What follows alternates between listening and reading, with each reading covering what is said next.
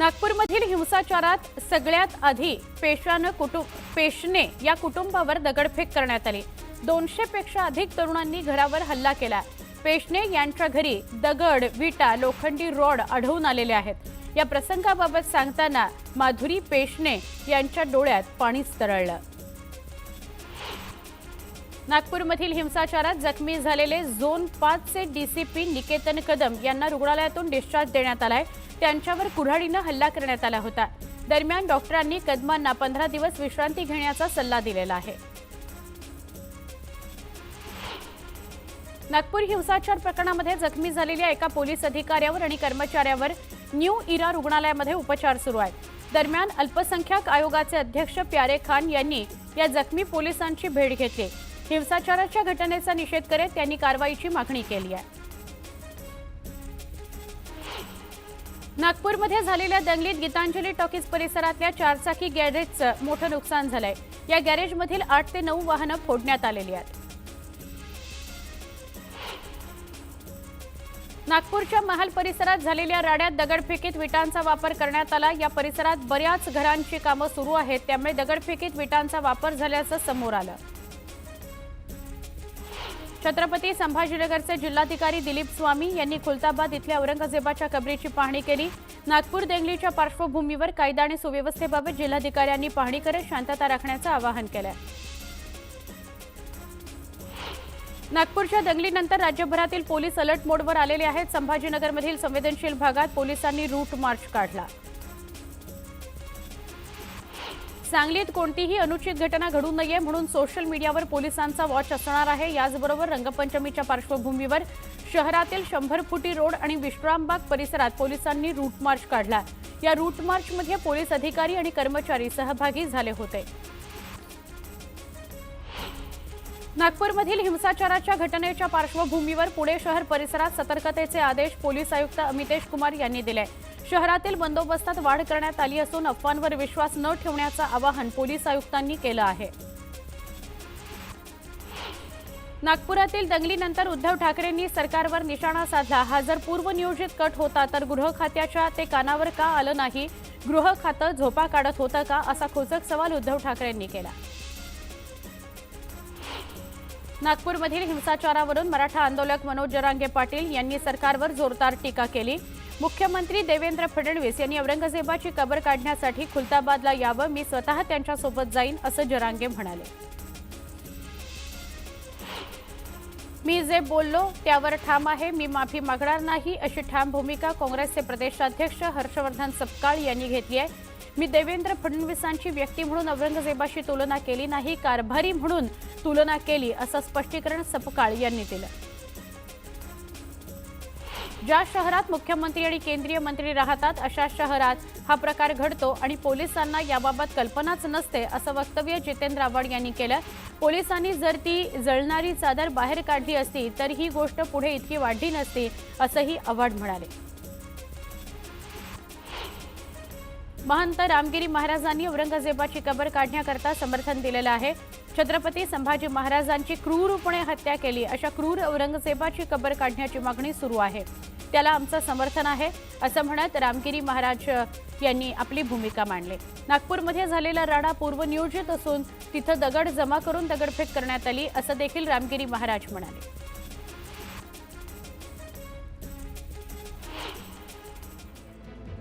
एक महत्त्वाची बातमी, नागपूरमधील दंगलीनंतर उद्धव ठाकरेंनी सरकारवर निशाणा साधलेला आहे।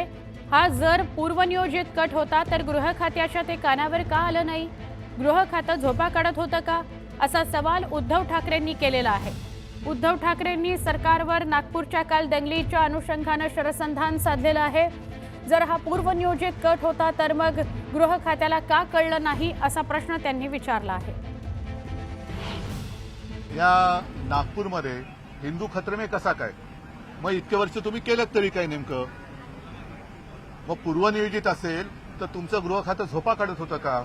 हा पूर्वनियोजित कट तुमच्या कानावर आला का नाही? आणि जर आला असेल तर तुम्ही त्याच्याकडे दुर्लक्ष केलं का? या सगळ्या एका प्रश्नामध्ये अनेक प्रश्न दडलेले आहेत। औरंगजेब असो, अफजल खान असो, ही छत्रपती शिवाजी महाराजांच्या पराक्रमाचे पुरावे आहेत। ते जर यांना वाटत असेल नष्ट करायचं तर आंदोलन काय करताय? तुम्ही सरकारकडे जा, मोदींकडे जा आणि मोदींना म्हणा की गुजरातमध्ये जन्माला आलेला औरंगजेब जो महाराष्ट्राने त्याला मुठमाती दिली ती कबर तुम्ही उद्ध्वस्त करा. तो जेव्हा सोहळा कराल तेव्हा चंद्राबाबू आणि नितीश कुमारला प्रमुख पाहुणे म्हणून बोलवा. आहे सोपा विषय आहे, त्याच्यात दंगल करायचं कारण काय?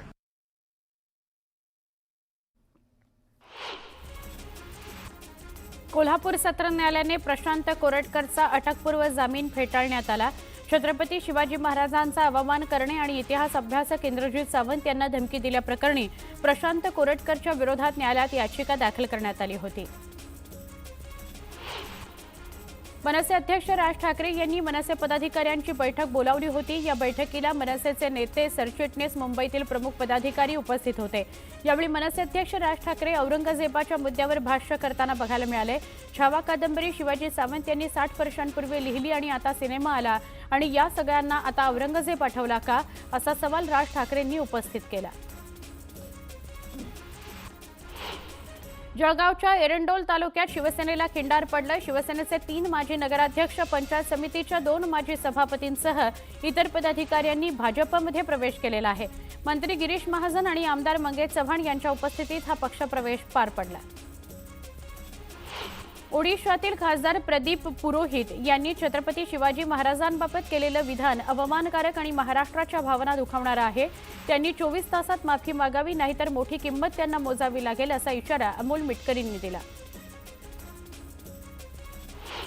राज्य सरकार सामान्यांना टोल मार्फत लुटतंय. सरकारनं एका पैशाचा हिशोब द्यावा, अशी मागणी नाना पटोलेंनी केली आहे. तर टोल मर्यादा संपल्यानंतरही एक्सटेन्शन देण्याचा प्रयत्न होत असल्याचा आरोपही पटोलेंनी केला.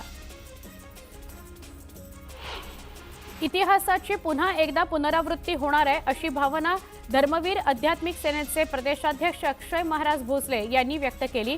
बाबरीप्रमाणे शिवसैनिकांनी कबर हटवली तर शिंदे साहेबही बाळासाहेबांसारखा अभिमान व्यक्त करतील, असंही मत त्यांनी व्यक्त केलं. वाशिम जिल्ह्यातील सगळ्यात मोठ्या असलेल्या शिरपूर ग्रामपंचायतीवर शिवसेनेचा भगवा फडकला. शिरपूरच्या सरपंचपदी सिंधुताई कांबळे यांची बिनविरोध निवड झाली. नाशिकचा यंदा कुंभमेळा होतोय, मात्र या कुंभमेळ्याकरता अर्थसंकल्पात राज्य सरकारनं निधीची तरतूद न केल्यानं जयंत पाटील सरकारवर बरसले. सरकारनं एकही रुपया न दिल्यानं सरकार उदासीन आहे का, असा सवाल त्यांनी उपस्थित केला. धाराशिवच्या लोहारा तालुक्यातील वडगावमधील शेतकरी आक्रमक झाले. मौजे वडगाव इथं राहणाऱ्या शेतकऱ्यांनी जमीन शासनानं अधिग्रहित केली. ही जमीन साठवण तलावाकरता वापरण्यात आली, त्यामुळे तलाव नको, पण जमिनीचं सक्तीचं अधिग्रहण थांबवा, अन्यथा आंदोलन करू, असा इशारा इथल्या शेतकऱ्यांनी दिला आहे. धाराशिवच्या वैद्यकीय महाविद्यालय आता 24 तास पोलिसांच्या निगराणीत राहणार आहे. महाविद्यालय आणि डॉक्टर कर्मचारी यांच्या सुरक्षेकरता धाराशिव पोलिसांनी 6 पोलिसांचं पथक तैनात केलंय. कुणीही इथं शांतता भंग केली तर त्यावर तात्काळ कायदेशीर कारवाई करण्याच्या सूचना पोलिसांना दिल्या गेल्या आहेत. गुहागर तालुक्यातील पडवे बंदरावर गेल्या अनेक दिवसांपासून मच्छीमार मोठ्या अडचणीत सापडले आहेत. समुद्रात मासळी मिळत नसल्याने बोटी बंदरावरच उभ्या राहिल्या आहेत. डिझेलसाठी लागणारा खर्चही निघत नसल्याने मच्छीमारांवर उपासमारीची वेळ आली आहे. रत्नागिरी जिल्ह्यातील दाभोळमध्ये पारंपरिक शिमगोत्सव अंतिम टप्प्यात आलाय. रंगपंचमीपूर्वी संकासूर राधेचा खेळ भक्ताच्या भेटीला जाण्याची पारंपरिक प्रथा आहे. रंगपंचमीच्या दिवशी काही गावात पालखी नाचून रंग उधळण्यात येतो, तर आज रंगपंचमीच्या दिवशी गावातील पालख्या देवळात येतील आणि बहुतेक गावातील शिमगोत्सव समाप्त होईल. मुंबईकर या काळात थंड हवेच्या ठिकाणी पर्यटनाला जाण्यास प्राधान्य देतात. यामुळेच हिमाचल प्रदेश, उत्तराखंड, लेह, लडाख, काश्मीर या ठिकाणच्या विमानांच्या तिकिटामध्ये मोठी वाढ झाली आहे. मुंबईहून श्रीनगर किंवा लेहला विमानाने जायचं असल्यास त्याकरता अनुक्रमे 12 ते 14 हजार व 14 ते 17 हजार रुपये खर्च करावे लागणार आहेत. अयोध्येतील श्रीराम मंदिराच्या पहिल्या मजल्यावर राम दरबार स्थापन केला जाणार आहे आणि त्याकरता पांढऱ्या संगमरवराचं सिंहासन तयार करण्यात आलंय. सोबतच श्रीराम जन्मभूमी संकुलामध्ये 14 विविध देवदेवतांची आकर्षक मंदिरं बांधली जाणार आहेत. त्याकरता शुभ मुहूर्तावर मूर्तीची स्थापना केली जाईल. मुंबईसाठी 238 उच्च दर्जाच्या लोकल ट्रेन तयार केल्या जाणार आहेत, अशी माहिती रेल्वे मंत्री अश्विनी वैष्णव यांनी लोकसभेमध्ये दिली. नवीन तंत्रज्ञानाचा वापर करून कोच बनवण्याबाबत महाराष्ट्राचे मुख्यमंत्री देवेंद्र फडणवीस यांच्याशी चर्चा झाल्याचंही त्यांनी सांगितलं. मुंबईत जुन्या गाड्या आणि डबे बदलण्यावर भर दिला जाणार असल्याचं त्यांनी स्पष्ट केलं. भारतीय रेल्वेच्या वेळापत्रक नियोजनातील अडचणी सोडवण्याकरता IIT मुंबईच्या संशोधकांनी नवी प्रणाली विकसित केली आहे. लांब पल्ल्याच्या आणि आठवड्यातून 1-2 वेळा धावणाऱ्या गाड्यांचं वेळापत्रक अधिक सुटसुटीत करण्याकरता समूह नियोजन ही संकल्पना आणण्यात आली. पर्यटकांच्या होणाऱ्या फसवणुकीविरोधात माथेरानमध्ये बंद पाळण्यात आला. माथेरान पर्यटन बचाव संघर्ष समितीनं पुकारलेल्या या बंदला अभूतपूर्व प्रतिसाद मिळाला. या बंदवर तोडगा काढण्याकरता आज तातडीची बैठक माथेरानमधील बाळासाहेब ठाकरे सभागृहामध्ये होणार आहे. या बैठकीत काही तोडगा निघतो का हे बघायचं. बोगस, खोटे, दुबार आणि मयत मतदारांचा मुद्दा शिवसेना, तृणमूल काँग्रेससह विरोधी पक्षांनी सातत्यानं लावून धरला. बोगस मतदारांचा मुद्दा तापू लागल्यानंतर अखेर निवडणूक आयोगानं बोगस मतदार शोधण्याकरता नवीन सॉफ्टवेअर आणण्याचा निर्णय घेतलाय. सध्याच्या सॉफ्टवेअरमध्ये काही बदल करण्यात येणार असल्याचं निवडणूक आयोगानं स्पष्ट केलं. राज्यात गतवर्षी झालेल्या मुसळधार पावसामुळे सगळ्याच भागांमध्ये असलेल्या धरणांमध्ये समाधानकारक जलसाठा होता. पण जानेवारी महिन्याच्या मध्यापासून उन्हाच्या झळा सुरू झाल्या आहेत. त्यामुळे धरणांमधील असलेल्या जलसाठ्यात घट होऊ लागलेली आहे.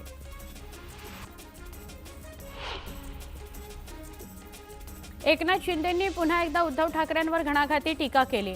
भाजपवर नेहमी आरोप करणाऱ्या उद्धव ठाकरे यांनी पंतप्रधान नरेंद्र मोदी यांच्यासमोर लोटांगण घातलं होतं, असा गौप्यस्फोट उपमुख्यमंत्री एकनाथ शिंदे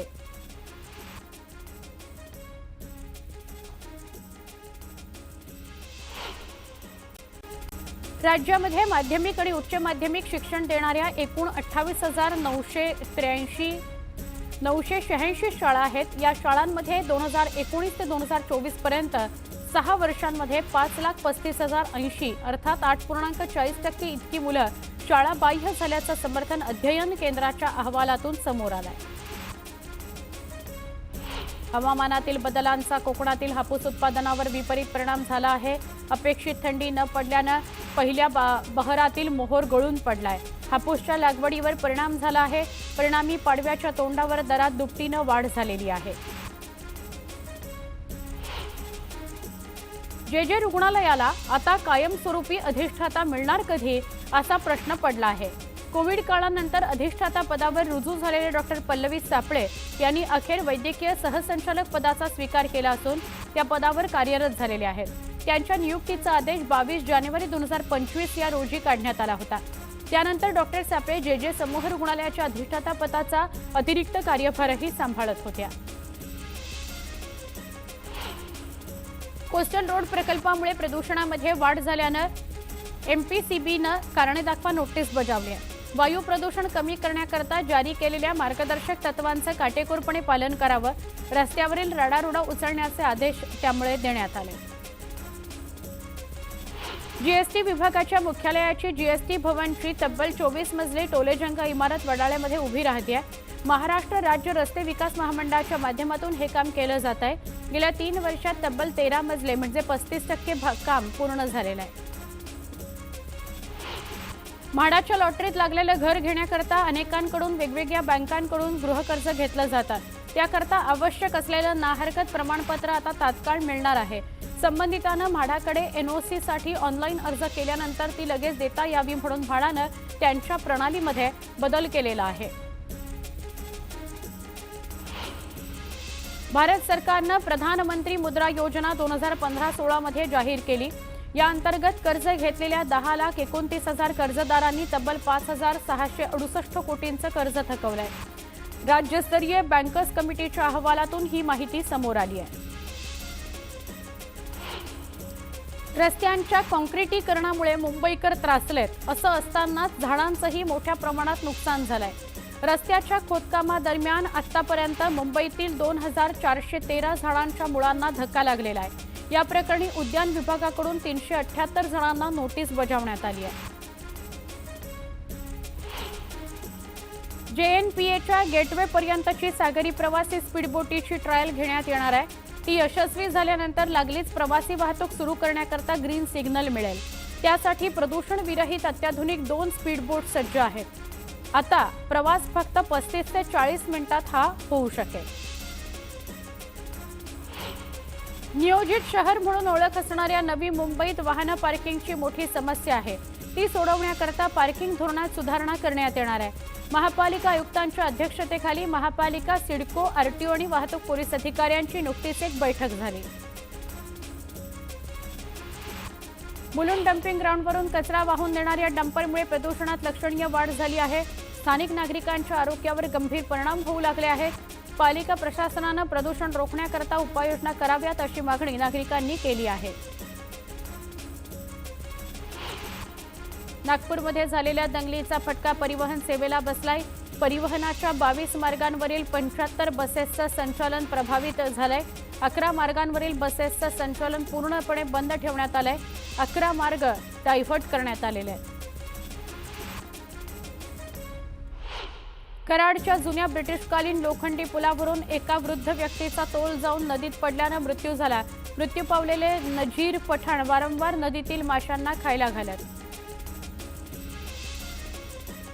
इंडियाज गॉट टॅलेंटमध्ये युट्यूबवर रणवीर अलाहाबादी यानं केलेल्या वादग्रस्त विधानानंतर महाराष्ट्र सायबर विभागानं गुन्हा दाखल प्रकरणात युट्यूबवर समय रैनाला पुन्हा समन्स बजावलंय. त्याला आज चौकशीला उपस्थित राहण्याकरता सांगितलं आहे.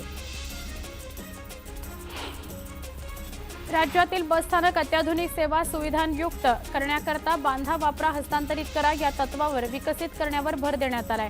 परिवहन मंत्री प्रताप सरनाईक यांनी ही घोषणा केली. MBA आणि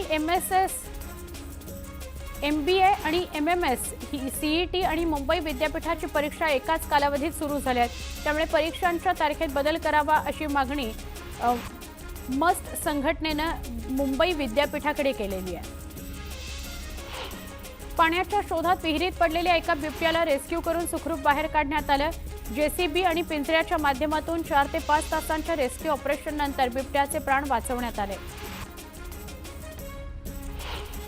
रमजान ईदसाठी जळगावातील बाजारपेठा सजल्यात. मुस्लिम समाज बांधवांची खरेदी करता लगबग बघायला मिळते. तृप्ती देसाई यांनी लातूरचे प्रादेशिक परिवहन अधिकारी यांची भेट घेत अनागोंदी कारभाराच्या काही तक्रारी दाखल केल्या. या प्रकरणी काय कारवाई केली असा जाबही विचारला. मुंबईकरांना वर्दळीच्या ठिकाणी विनाअडथळा आणि मोकळेपणानं चालता यावं यासाठी महापालिका प्रशासनाकडून कारवाईचा बडगा उगारण्यात येतोय. आता पालिकेनं या कारवाईकरता विशेष मोहीम हाती घेतली. या अंतर्गत वर्दळीच्या ठिकाणी असलेले अनधिकृत फेरीवाले, अनधिकृत बांधकामं हटवण्यात येत आहेत.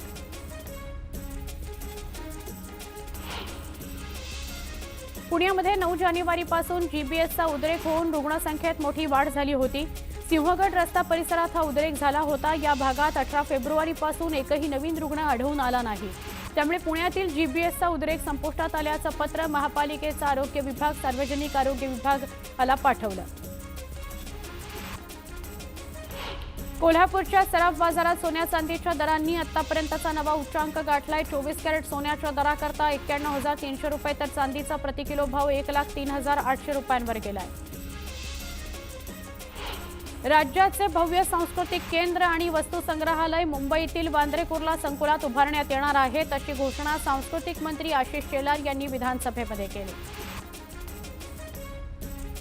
सीमापार व्यापाराकरता भारतीय रुपया आणि मॉरिशस रुपयाच्या वापराला प्रोत्साहन देण्याकरता रिझर्व्ह बँक आणि बँक ऑफ मॉरिशस दरम्यान करार करण्यात आला. उभय मध्यवर्ती बँकेचे गव्हर्नर अनुक्रमे संजय मल्होत्रा आणि रामाकृष्णा सिथानेन GCSK यांनी या सामंजस्य करारावर स्वाक्षरी केली. सागरी किनारा मार्गालगत वरळी समुद्र किनारा परिसरात 2 भूमिगत वाहनतळ बांधण्यात येणार आहेत. प्रत्येक वाहनतळात 196 गाड्या उभ्या करण्याची क्षमता असून या वाहनतळाचं बांधकाम अंतिम टप्प्यात आलं आहे. देवगड हापूस आंब्याच्या नावानं बाजारात मोठ्या प्रमाणात बनावट आंब्याची विक्री केली जाते. मात्र ग्राहकांची फसवणूक रोखण्याकरता आता प्रत्येक देवगड हापूस आंब्याला टॅम्पर प्रूफ UID सील सक्तीचं करण्याचा निर्णय देवगड तालुका आंबा उत्पादक सहकारी संस्थेनं घेतलाय. पुण्यात उन्हाचा कडाका दिवसेंदिवस वाढत आहे. बाजारात लिंबाचे भाव चांगलेच कडाडलेत. बाजारात लिंबाची आवक कमी झाल्यामुळे किरकोळ बाजारात एक लिंबू दर्जानुसार 8 ते 10 रुपयांना एक नग मिळतो आहे. जळगाव जिल्ह्यात उन्हाचा तडाखा वाढलेला आहे. तापमानानं 40ची गाठली आहे. उष्णतेत जळगावकर हैराण झालेत. वेगवान वाऱ्यामुळे तापमानात काही प्रमाणात घट झाली असून 19 मार्चला जिल्ह्यात अवकाळी पावसाची हजेरी लागण्याचा अंदाज हवामान खात्याकडून वर्तवण्यात आलाय. 23 मार्च नंतर तापमानात वाढ पुन्हा होईल अशी शक्यता आहे.